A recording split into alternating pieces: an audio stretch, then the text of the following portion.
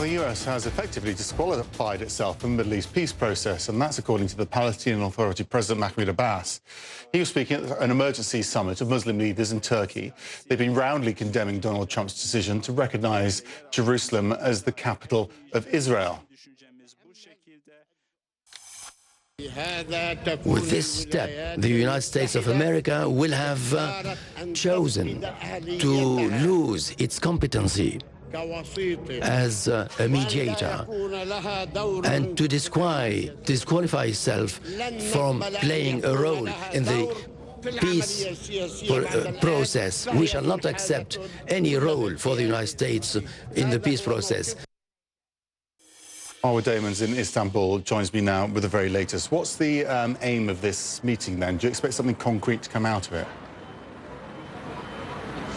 Well, we are expecting some sort of communique to be released probably within the next 45 minutes to an hour or so. You heard there the statement from President Mahmoud Abbas. We also earlier in the day heard from Turkey's president, who not only once again called Israel a terrorist organization, but went on to reaffirm Turkey's position and the position, in fact, of all of those who were in attendance.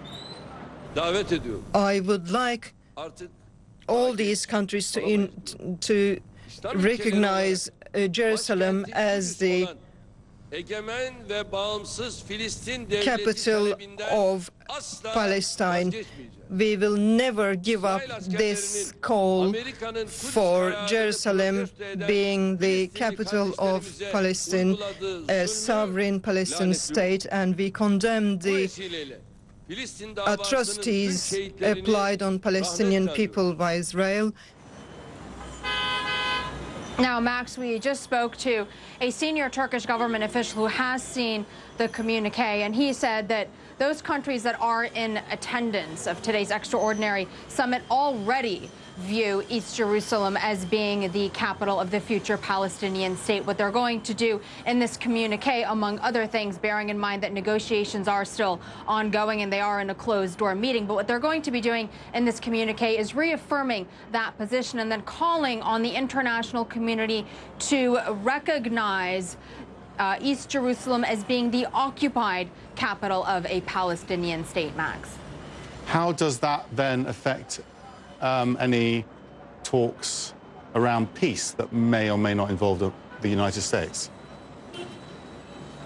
And that does remain the always elusive and tricky question, especially given that the Palestinians and other key regional players have repeatedly said that ever since President Trump announced that America would be recognizing Jerusalem as the capital of Israel, America no longer could be any part of any future peace negotiations. Now, all of the rhetoric that we have been hearing has still been geared, of course, towards some sort of a two-state solution. But then who is going to actually step in and be the mediator of those talks? The other issue, of course, is how much muscle are these various different Arab and Muslim nations willing to put behind this communique? Remember, every single country has its own very delicate relationship within the region's complicated dynamics, and with the United States. So the question really is going to be, yes, this declaration can be made, but at the end of the day, is it going to be consigned to the library of declarations and condemnations when it comes to the Israeli-Palestinian conflict,